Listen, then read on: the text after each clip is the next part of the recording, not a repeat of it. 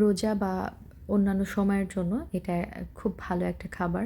যারা অতিরিক্ত ভাজাপোড়া এবার রোজাতে এড়িয়ে চলতে চান তাদের জন্য সেই সাথে বাচ্চাদের টিফিনের জন্য খুব দারুণ। ৮ টুকরো চিকেন আমি এখানে ধুয়ে পরিষ্কার করে নিয়ে নিয়েছি। তারপর দিয়ে দিচ্ছি ১ টেবিল চামচ আদা বাটা, ১ টেবিল চামচ রসুন বাটা। আর এই চিকেনটার অবশ্যই পানিটা আগে থেকে একটু ঝরিয়ে নিতে হবে। আর এর মধ্যে এখন আমি যেটা দেবো সেটা হচ্ছে টক দই। আর টক দইয়ের পরিমাণ এখানে থাকবে ৬ টেবিল চামচ মতো। ৮ টুকরা চিকেনের পিসের সাথে আমি দিয়ে দিচ্ছি ৬ টেবিল চামচ টক দই। আর যে মেরিনেশনটা করছি সেটা নরমাল ফ্রিজে ২ থেকে ৩ দিন, আর ডিপ ফ্রিজে আপনারা ১ সপ্তাহ বা তার বেশি রেখে খেতে পারবেন।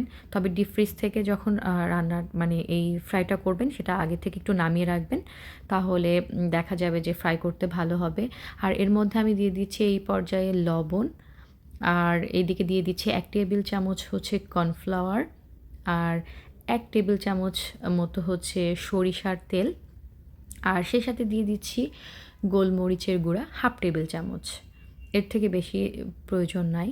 আর এর মধ্যে দিয়ে দিচ্ছি ১ স্লাইস লেবুর রস। এবার পালা এই চিকেনটার সাথে এই সব উপকরণগুলো খুব ভালোভাবে মেশানো। এই মিক্সটা যতটা ভালোভাবে করা হবে তত চিকেনটার সাথে মশলাগুলো সহজে মিশে যাবে। আর খাওয়ার সময় বোঝা যাবে এটার টেস্টটা কেমন।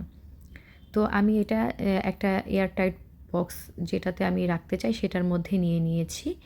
আর উপর থেকে একটু সয়াবিন তেল দিয়ে দিচ্ছি, খুবই সামান্য দিয়ে এবার বক্সটার মুখটা আটকে আমি পুরা রাতভর রেখে দিয়েছিলাম।